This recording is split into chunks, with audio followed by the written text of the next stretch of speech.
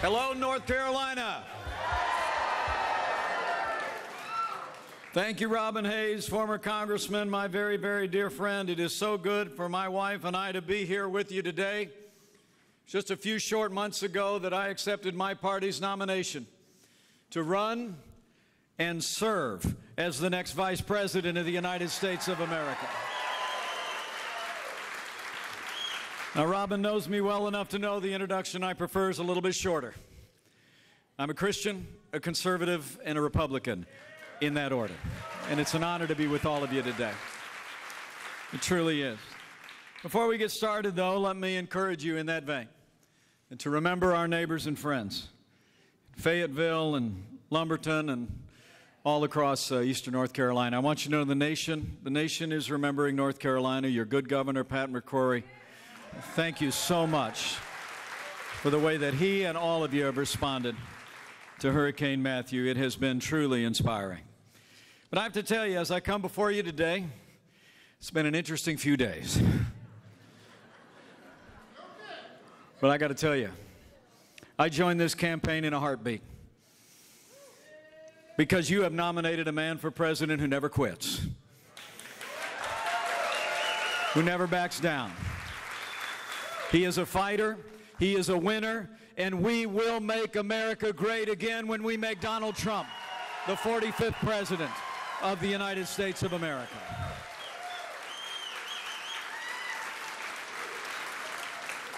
You know, Donald Trump, I truly believe, you saw it last night on that debate stage, he literally embodies the spirit of America.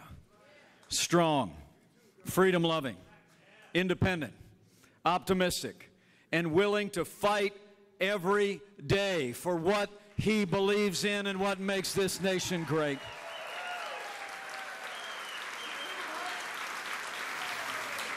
You saw that on the stage last night. You know, it takes a big man to know when he's wrong and to admit it and to have the humility to apologize and be transparent and be vulnerable with people. And Donald Trump last night showed that he's a big man.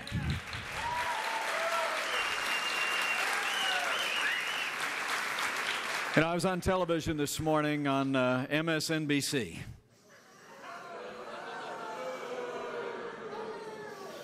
I think it was that one. I was on a few. Somebody asked me about my faith, though.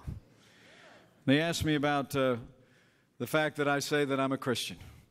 In the wake of the last few days, what I made of everything. And I'll tell you what, I welcomed the opportunity. Other than that woman standing next to me, my wonderful wife, Karen, the most important decision in my life was when I made a decision for Christ in 1978. It's made all the difference.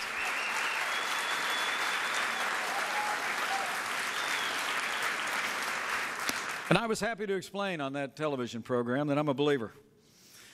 And my faith informs me that we're to hold up a godly standard. And we're to aspire to live godly lives, but it also informs me that we all fall short. We all fall short of the glory of God, that there's no one righteous other than the one. You know, as I said last weekend, I don't condone what was said, and I spoke out against it. But the other part of my faith is I believe in grace. I've received it. I believe in it. I believe in forgiveness. And we're called to forgive as we have been forgiven. And last night, my running mate, he showed the American people was in his heart. He showed humility to the American people. And then he fought back and turned the focus to the choice that we face. And I'm proud to stand with Donald Trump.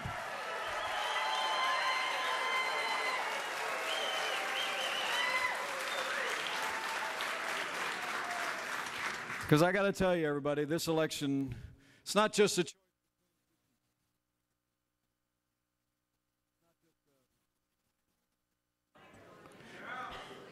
It's not just a choice between two people. It's a choice between two futures. And I want to say to all of my friends here in North Carolina, I choose a stronger America at home and abroad. I choose a more prosperous America. I choose an America that stands up for the constitutional principles that made this nation great. I choose to stand with Donald Trump and every American who believes we can make America great again.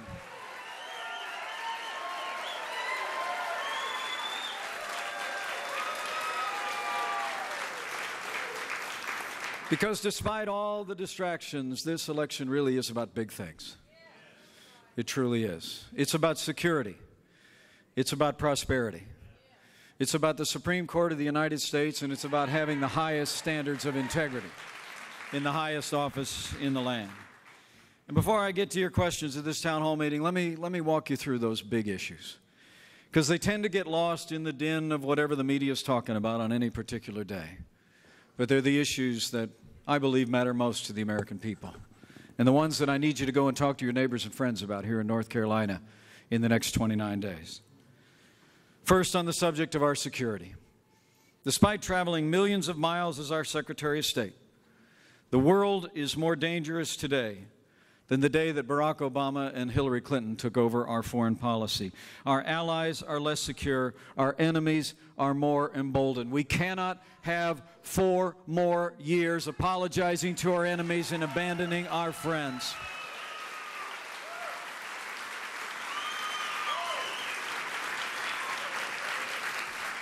It's so important to understand. 7.5 years of the foreign policy of Barack Obama and Hillary Clinton has weakened America's place in the world and literally resulted in the wider Middle East virtually spinning apart. Remember, the number one priority that Hillary Clinton expressed when she became Secretary of State was a reset with Russia.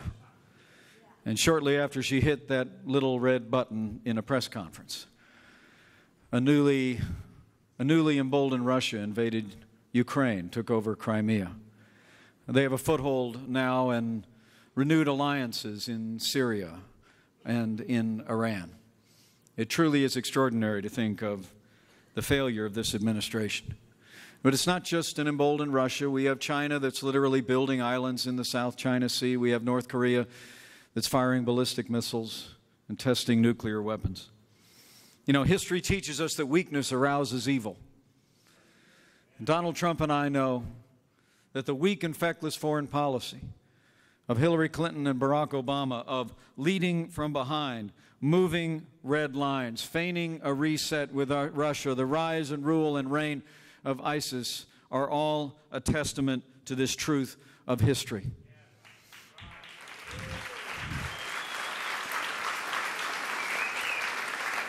The truth is, there's a couple of things that are very much were on her agenda and her responsibility. It was Hillary Clinton who initiated the disastrous agreement with the radical mullahs in Iran.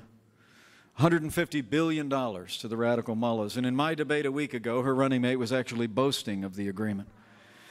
You know, when Mr. Hayes and I were in the Congress, we worked together to pass punishing sanctions on Iran, and the objective of which was that those punishing economic sanctions would stay in place until Iran permanently abandoned its nuclear ambitions.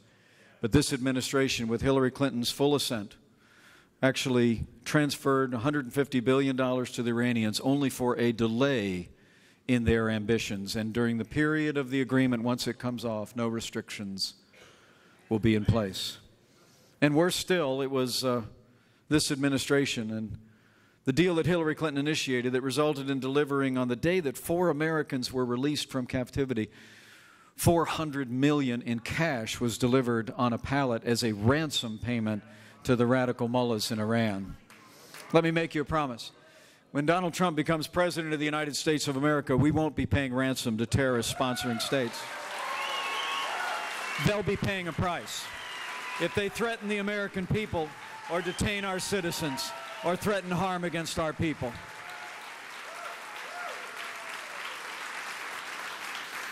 It was Hillary Clinton and Barack Obama who failed to negotiate a status of forces agreement in Iraq, pulled all American forces out of those hard-fought gains in Iraq that literally created the vacuum in which the murderous, barbarous terrorist organization ISIS was able to overrun vast areas that had been so hard won by the American soldier. You know, there are heroes in our midst. There are heroes in our midst who served in Operation Iraqi Freedom, Operation Enduring Freedom. And there are Gold Star families among us. Would anyone who has worn the uniform of the United States of America, if you are able, would you stand or raise your hand and allow us to thank you for your service to the United States of America?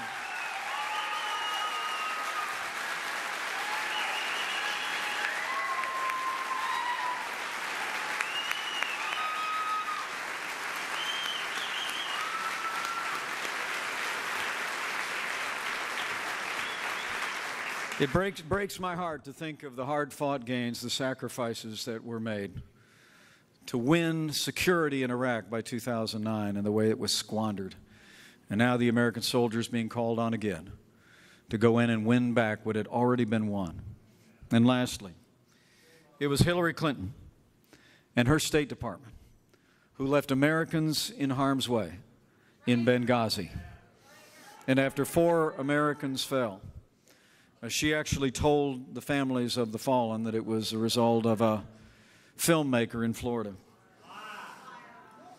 You know, I have to tell you, I'm going to be with Dorothy Woods tonight at another stop in North Carolina, a Gold Star wife of Tyrone Woods.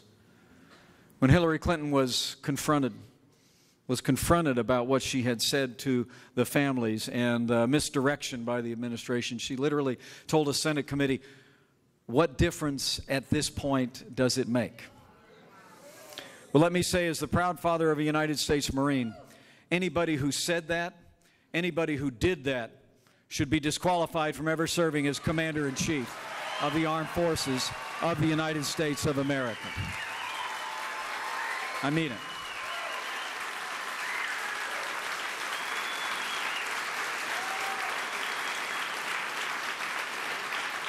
For the world to be safe, America needs to be strong. And in recent years, North Carolina, you need to know that we now have the lowest troop level since 1940. We have the smallest number of ships since 1916.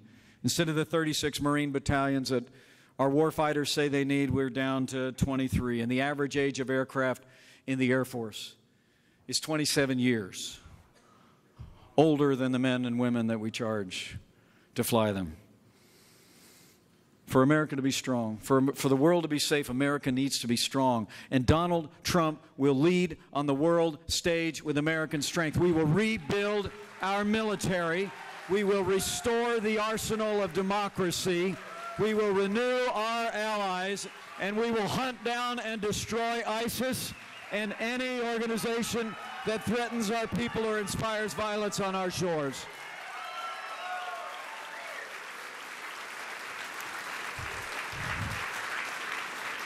That's probably why more than 160 retired U.S. generals and admirals, including more than 20 Medal of Honor winners, have endorsed Donald Trump to be the next Commander-in-Chief of the Armed Forces of the United States. You know, it truly is extraordinary. But it's not just security abroad, it's security at home.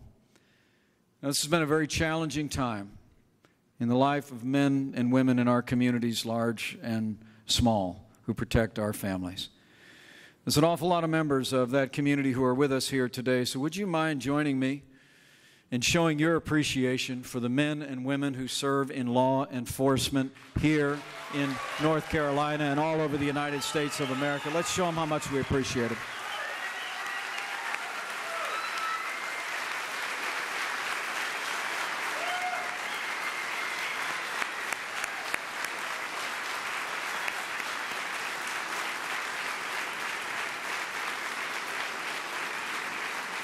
Thank you all. Let me promise you, as the Chief Law Enforcement Officer of the United States of America, a President Donald Trump will stand with the men and women in law enforcement at every level. He will give them the resources and the tools they need to protect our families and go home safe to theirs, and we will restore law and order to every city and every community in this nation.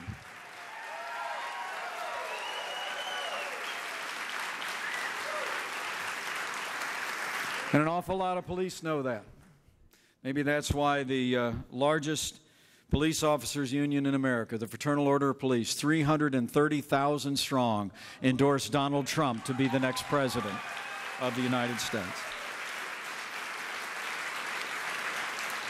So it's about security, it's about safety, but it's also about prosperity, men and women. There's a lot of happy talk on the other side. There's a lot of talk about the progress our economy's making, but you know, I can tell you what Governor McCrory would tell you, that whatever progress you've made here in North Carolina, it's been in spite of what's been coming out of Washington, D.C., not because of it. We're in the midst of the weakest economic recovery since the Great Depression. We have the lowest labor participation rate in this country since the 1970s.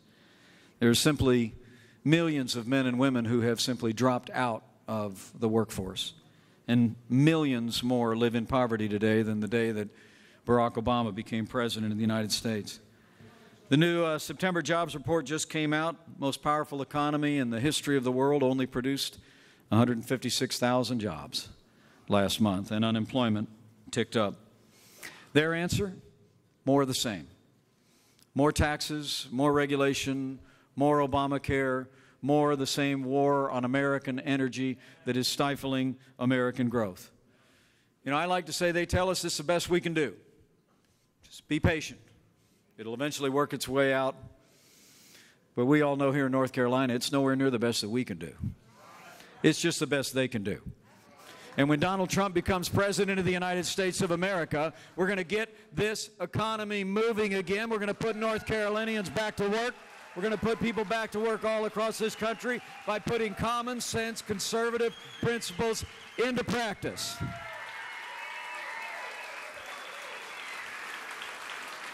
Because Donald Trump has a plan.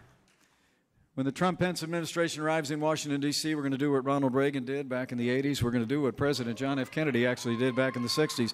We're going to cut taxes across the board for working families, small businesses, and family farms. We're going to get rid of estate death taxes once and for all, and we're going to lower business taxes here in North Carolina so companies in this state can create and grow jobs here in North Carolina and not see them shipped overseas.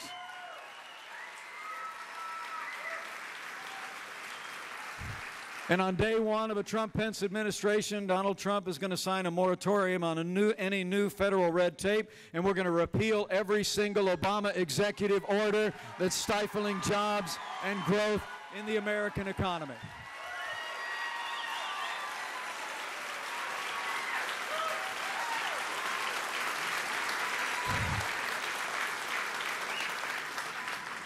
And after years of seeing American energy frustrated, day one of the Trump-Pence administration, the war on coal will come to a crashing halt. We're going to call forth the resources of this land. We're going to develop an all-of-the-above energy strategy that'll drive a more prosperous American future with low-cost energy for every American.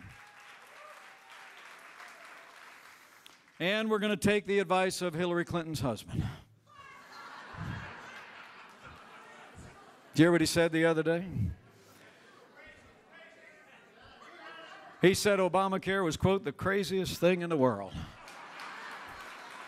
Bill Clinton finally said something I can agree with.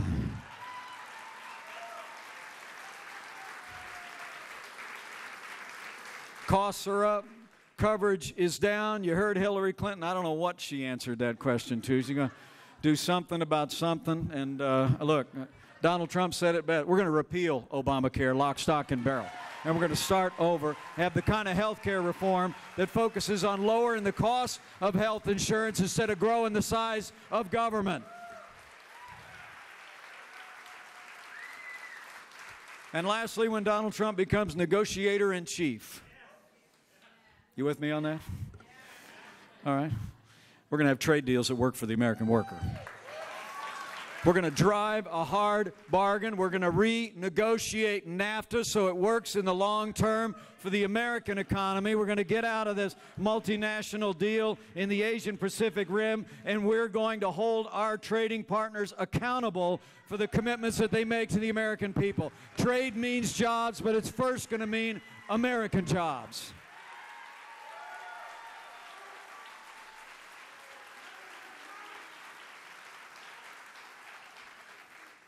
You know, for years we've had fundamental problems in America that just seem to get talked to death in Washington, D.C., you know? And under this last administration, what Hillary Clinton promises to continue. I mean, it's amazing to think, after the failed policies of this administration at home and abroad, Hillary Clinton is essentially running on a promise for a third Obama term. It seems like in the last 7.5 years, there's no aspect of our lives too small for Washington, D.C. to want to become involved. There's no provision of the Constitution too large for them to ignore. And as this election approaches, let's remind us each other of one more important point. That while the next president will serve a 4-year term, that president will likely define the course and destiny of the Supreme Court of the United States for the next 40 years. And we better think long and hard about that. Long and hard about that. I mean, elect Hillary Clinton, you better get used to more unelected judges using unaccountable power to take unconstitutional actions. You heard her last night. She's just the hit parade of legislating from the bench, right? Elect Donald Trump, and you will have strict constructionists who will uphold the Constitution from the highest court in the land in the tradition of the late and great Justice Antonin Scalia, appointed to the court and to all of our federal courts. They will uphold the Constitution and interpret it and not legislate from the bench.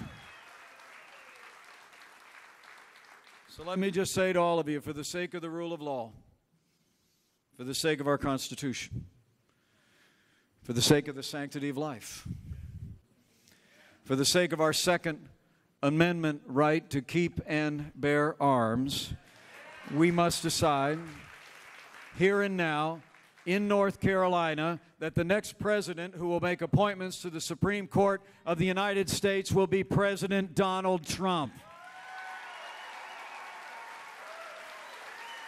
You got to decide that, North Carolina.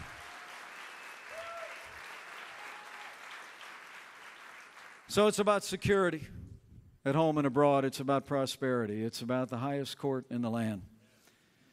But men and women in North Carolina, it's also about having the highest standards of integrity in the highest office in the land. And I got to tell you, I was awful proud of my running mate last night as the media continues to ignore. As the media continues to ignore the avalanche of controversies and corruptions coming out of the years of the Clintons, particularly in the recent years when she was Secretary of State, Donald Trump went to that stage last night and put the truth before the American people.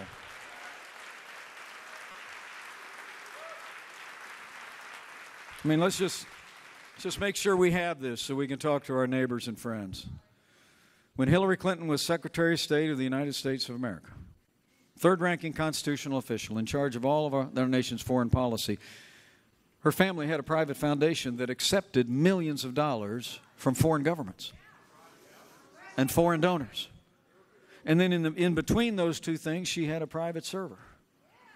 That when that was found out by the New York Times of all newspapers, when that was found out by the New York Times and Congress made inquiries for copies of the email, she used high technology and hammers to destroy emails and to destroy evidence. Men and women, I remember, I'm old enough to remember when a president erased 18 and a half minutes of tape and was run out of town. Hillary Clinton used high technology to erase more than 18,000 emails that we're still waiting to hear about. It's just incredible. I mean, that doesn't sound like politics as usual. That sounds like obstruction. And the American people are sick and tired of it, and they're not having any of it.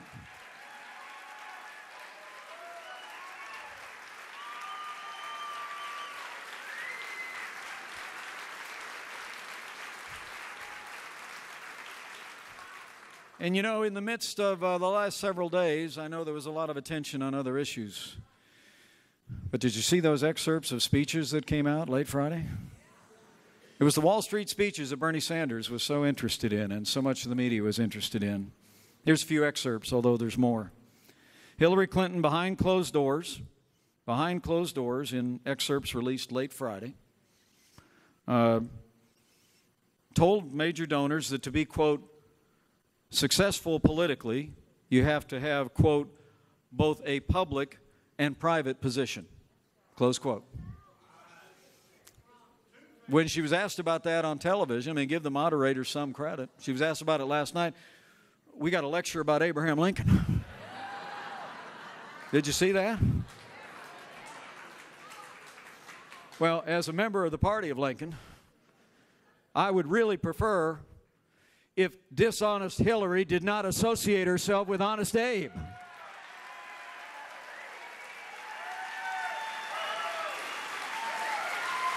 Is that all right? Here's another excerpt. Speaking to a Brazilian bank. Did you hear this? Speaking to a Brazilian bank, this is an excerpt from her speech. She said, quote, her dream was, quote, a hemisphere common market with open trade and open borders.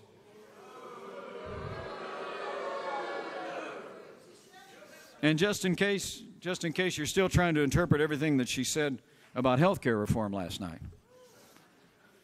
she actually gave a speech in Canada in which she said that her goal was to have a health care system, quote, like you have here in Canada. Well, Hillary, we don't want socialized medicine in America. That's what they have in Canada. We want medicine and health care that's built on the free market, on consumer choice, on the ability to choose your doctor and choose your health care and choose your system. That's the American way.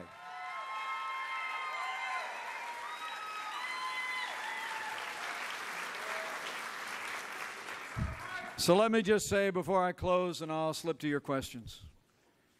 For the sake of our security, for the sake of our prosperity, for the sake of the highest office in the land, and for the sake of preserving and having a truth teller in the highest office in the land, we must decide here and now in North Carolina that Hillary Clinton will never become president of the United States of America. That's got to be the decision. And you've got to go out and make it happen. So with this, I'll close. You know, there's so many things that divide us these days. I mean, I got to tell you, some mornings I just get up and I got to turn on the television with a stick. You know, I'm kind of new to this level, right? I mean, it's high wire without a net, right? But I'm honored to be here, and I couldn't be more honored that you all would take time to come out and see me today. It just blesses my heart. Blesses my heart.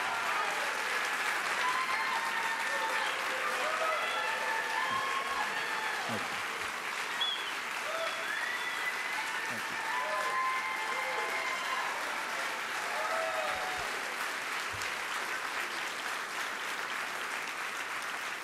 You know, it seems like there's so many things that divide us. There's so few great purposes that unite us as they once did.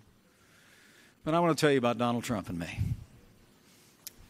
We're two people that were raised to believe and will always believe that there will always be more that unites us in these United States of America than will ever divide the great people of this nation.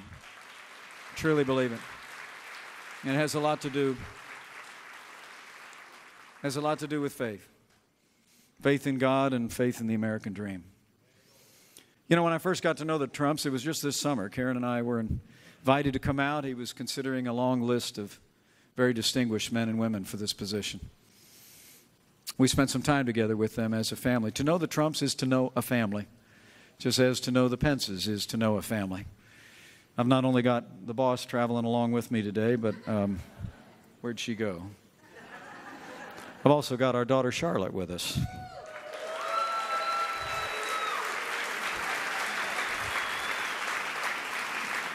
Recent college graduate who has a job.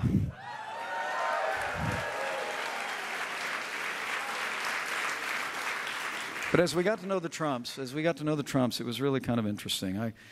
I found out that we shared some things. I mean, my grandfather immigrated to this country from Ireland when he was about my son's age. Donald Trump's grandfather immigrated to this country. They both came through Ellis Island.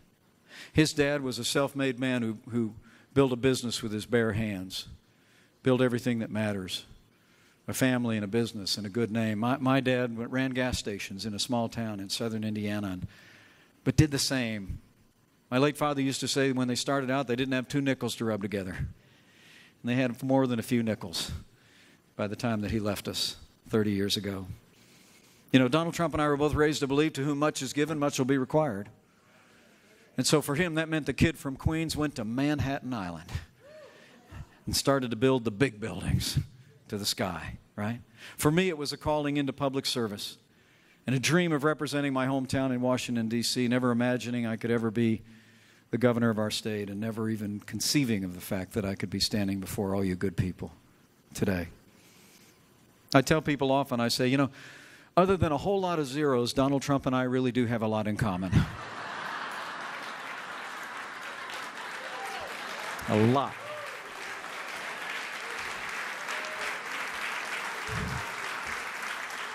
And that's, we both believe in the American dream because we've lived it.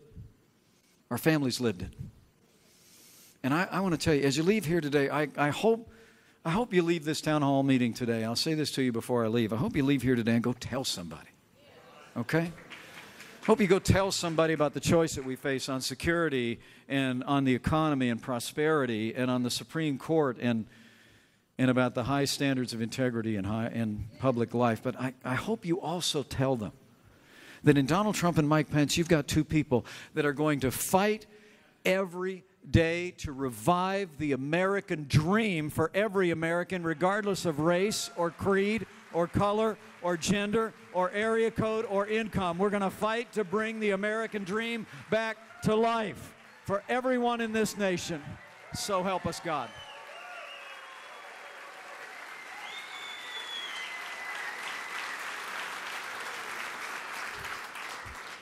It's not just faith in the American dream, but it's the other kind of faith. I kind of started there, I'll end there. You know, this is a very challenging time in the life of our nation. I stepped forward and accepted this role because I think this country's in a lot of trouble. I really do. This is no ordinary time. And it cannot be met with ordinary effort or just with our effort alone. I truly do believe that now is the time to do all that we can, to work like it all depended on us. But if you're inclined to bow the head and bend the knee, it's a good time to pray for this country. It really is. And I'm not so much talking about winning and losing. I'm talking about America. And I'm talking about my firm conviction that what has been true for millennia is still true today. That if His people, who are called by His name, will humble themselves and pray, He'll hear from heaven again, and He will heal our land.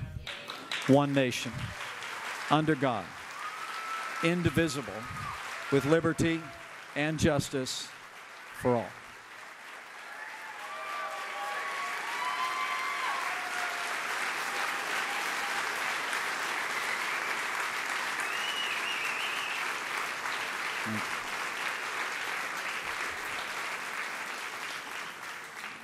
So in the days ahead, I just encourage you to tell somebody.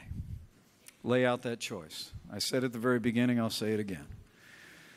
This isn't just a choice between 2 people that were on a stage last night. It's really a choice between 2 futures. This is not a time where it's sometimes been that, I don't know about you here in North Carolina, but sometimes in Indiana, it's a choice between one candidate who will take us this far up and another one, it'd probably take us about that far up. Right? I mean, a lot of times there's not a dime's worth of difference between Republican and Democrat, right? This isn't such a time. I mean, I think this is a time of whether or not we're going to continue to go downhill toward a weaker America at home and abroad, to a wider world spinning apart in the wake of American weakness and retreat, to a weaker American economy, struggling incomes and families, and walking farther away from our constitutional principles and ideals, or whether we're going to stop, plant our feet, turn around, turn our faces like flint against the wind, and march back up the hill toward freedom and prosperity and a stronger America at home and abroad. That's the choice we have, North Carolina, and that's what you have to go tell your neighbors. It's a choice between up and down, and the American people, I know, if we do our work, will choose freedom. They will choose strength, and they will make Donald Trump the next president of the United States of America. Let's go get it done. Let's go get it done, North Carolina.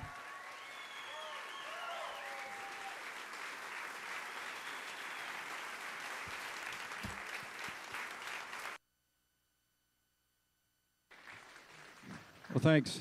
Thanks, everybody. Thanks for letting me get that off my chest. I do, I honestly believe that sometimes you got to pay more careful attention to what you already know. Particularly when it gets the water gets a little choppy, right? You got to hew to your roots. I hope some of the words I shared today may enliven in your minds the story that we want you to go and tell. But now it's your turn. I'd love to, the time that we have remaining, I'd love it if you slip your hand in the air, share with me your first name, and I'd be happy to respond to your questions or hear your thoughts. How about right over here? We'll start with this young lady. Hi. What's your first name? Andriana Howard. Andriana? I'm from Greece. Oh, greetings. And I know about communism and all the bad stuff happening over there, which they try to bring over here. I'm very angry, Mr. Pence. I'm angry because I'm 60 years old. I don't look it. But my husband and I, we lost our insurance after so many years. Last week, because I like to continue my health and everything, prevention, I pay $1,000 out of my pocket just to keep my health going because I'm afraid if something happened, I'll be dead. That's why I'm voting for you and Mr. Trump. You, both of you are my men. You are the best men. The best men. Yes, thank you. Thank you so much. Thank you so much. It's an honor to be with you today. Thank you for your kind words. And thank you for your example. It really is remarkable. It really is remarkable. There are two things you said there that I want to amplify. Well, maybe three. You don't look it. Okay. Is that right? Give that a round of applause. That's nice, ladies. Stand up. That was a nice thing to do. Yeah, I do. So I do. So anyway, Greece, I think it's just such a really good important. This administration, this administration actually has nearly doubled the national debt. I mean, think about that. In the entire history of the United States of America, till 2008, we accumulated roughly half of the current national debt that we have today. I mean, it took nearly 2.5 centuries to get to this level, and they nearly doubled it. Hillary Clinton's plan increased spending by $2 trillion. And the truth is, their economic policy, you're never going to balance the federal budget unless you get the American economy growing again, and you can't tax your way back to a growing economy. And Hillary Clinton's plan is to raise taxes, increase spending, and it is a pathway to turning America into Greece. I promise you that. It's a great, great point on your part. On health care reform, let's just be very clear. It's a very, very clear choice in this regard, and it breaks my heart to hear that you lost your insurance. But anybody else remember the promise? If you like your insurance, you can keep it. If you like your doctor, you can keep him. I mean, that literally is I think Bill Clinton actually referenced those things when he was talking about it being the craziest thing in the world. We know what we need to do on health care reform. Donald Trump talked about it a bit last night. Look, you block grant Medicaid back to the states. Let states like Indiana's been able to do to a certain extent innovate in ways that empower people to take greater ownership of their own health care that are struggling at or near the poverty level. And then the rest of it, let's break open the lines, allow people to purchase health insurance across state lines, the way you buy auto insurance, the way you buy life insurance, and we'll see the cost of health insurance come down, right? And the quality will come up.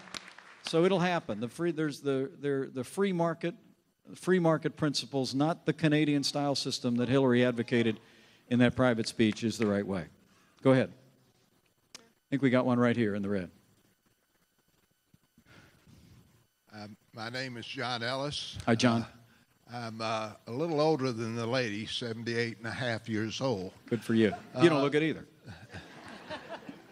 What I'd like to bring up is that Hillary Clinton has promised free college education. She wants more illegals at $68,000. My question is, I started working at 13, putting in money into Social Security, a fund that has been created by 50% by myself and 50% by my employers. Right. It is a fund that was taken from and used by the government since 1960. We have not had, even though this is our money that our government promised to return to us at retirement, we haven't had an increase in 5.5 years. And my thing is, let's create not only jobs for Americans and veterans, but how about giving us some of our money? I have a printed sheet I'd like for her to bring to you to remind of the question, if that would be all right. It's perfectly all right, yeah. Thank you very much, sir. Well, thank you, John. Thank you. Got it. Thanks, John. And I think I see the insignia there, Semper Fi. Thank you for your service in the United States Marine Corps. We're honored to have you here. We really are. It's a great point. Look, I want to two things that you touched on there that got me thinking. Number one is, I promise you, in my first conversation with Donald Trump, the first time we sat down, he said to me, we are going to support and defend Social Security and Medicare in a Trump administration. He's going to do it. I know you hear, you know, my counterpart in the other party, I had a little debate in Farmville about a week ago with him. And when he wasn't interrupting me, he actually brought up a few. If you're on something about Social Security, and when I was in the Congress, we supported different things. But I'm going to tell you, Donald Trump's policy is clear. But the way you meet the obligations and the way you consider the things that you're talking about is you got to get this economy off its back. I mean, you want to talk about bringing down the national debt. You want to talk about making sure our seniors have the resources that, to your point, you put into Social Security, okay? Then you've got to begin to grow this economy. A 1% economy is just a pathway to bad choices for the next generation of Americans, including our seniors. But Donald Trump, first and foremost, is going to keep our promise to our seniors, but we're going to do it by getting the American economy growing again so we have the resources to meet those obligations. I promise you. Yes, sir. Let's see, how about right over here? Oh, here we go. Got some royalty here. Stand up. Hi, Governor Pence, Sarah from Waxhaw, North Carolina. My husband and I have met you on several occasions. He was seriously wounded in Afghanistan. We recently waited 10 months for a referral for one appointment from the VA. How can we improve this? What will you and Mr. Trump do? Let me tell you, the high point of my days at the Republican National Convention were meeting your courageous husband and you. And I'm really terribly honored to see. Would you mind joining me in thanking this incredible family and this warrior for their service to this country one more time?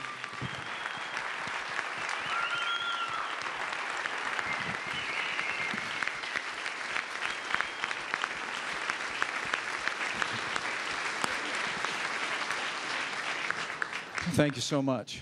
And I actually thought of this when the Marine was standing just a second ago. First speech I attended with Donald Trump right after the Republican National Convention was at the VFW. And we had a lot of veterans stand up who are here with us today, including your husband. And what I want to tell you is Donald Trump has laid out a plan. It is absolutely appalling that men and women who wore the uniform, who went into harm's way, have in recent years actually lost their lives waiting for health care from the VA. That ends the day that Donald Trump becomes president of the United States. That's over. We're going to fix the VA. And I want you to look at that plan. I want you to look at the plan. I think it's about a 10-point plan. It all begins with changing personnel, changing expectations, but it's also changing the philosophy. Look, this is not, a lot of people talk about VA benefits like it's an entitlement, right? It's not an entitlement. Donald Trump and I know that benefits through the VA are part of the ongoing compensation for men and women who wore the uniform of the United States of America. And we have to pay the bill and provide that compensation for those who serve. And we will. It's a mindset. So you got to have world-class health care, you got to change expectations, you got to modernize systems, but the last thing is the fail-safe. And that is Donald Trump has made it clear that if veterans cannot receive world-class veterans benefits under a Trump-Pence administration, we're going to make it possible for them to go across the street, get private health care, and the American people will pay for it. Okay? So be ready. Big change is coming. How about right up here? Governor Pence, we have time for one more question. Okay, good.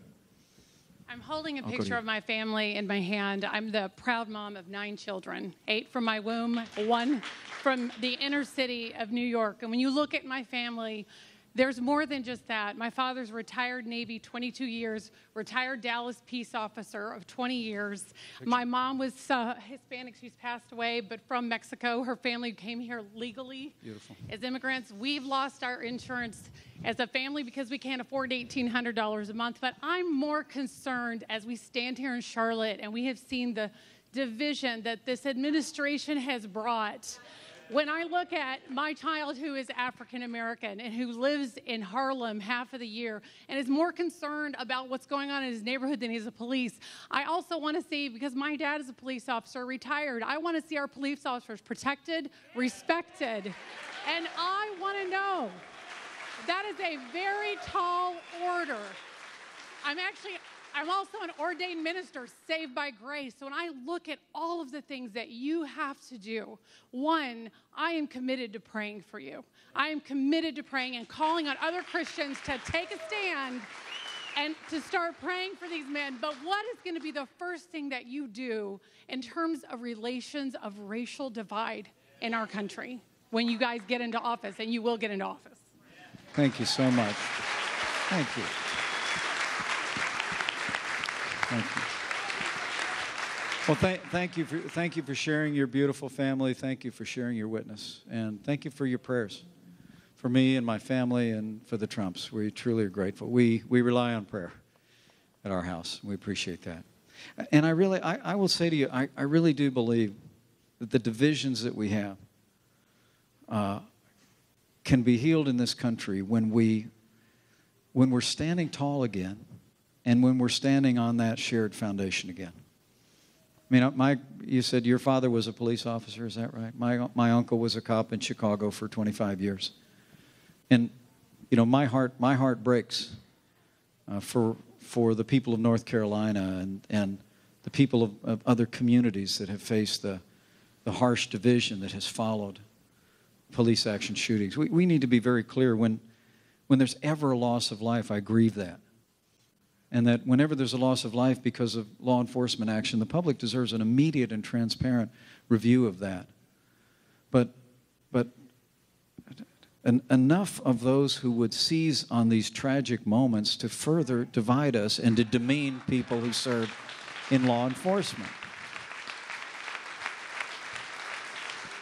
We need to come together. We need to build communities. And I truly do believe that what Donald Trump is advocating, and what I'm proud to stand with him advocating, is a stronger America. It's a more prosperous America. It's an America where jobs and opportunities and quality education come to every community again, in the city and on the farm.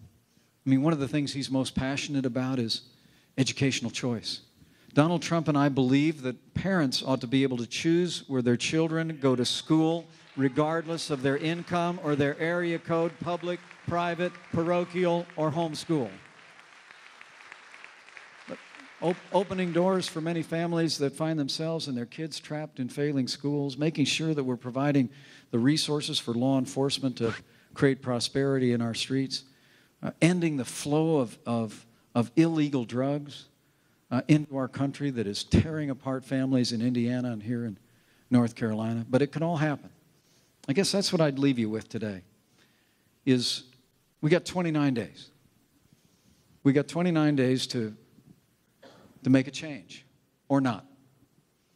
Because this election is, I mean, if you're one of the people that thinks this country's on the right track, if you think that America's place in the world is just fine, if you think that our economy is about as good as we can expect it to be these days, and our kids just have to get used to the fact their future may not be as prosperous as ours, and then you've got one candidate in the race.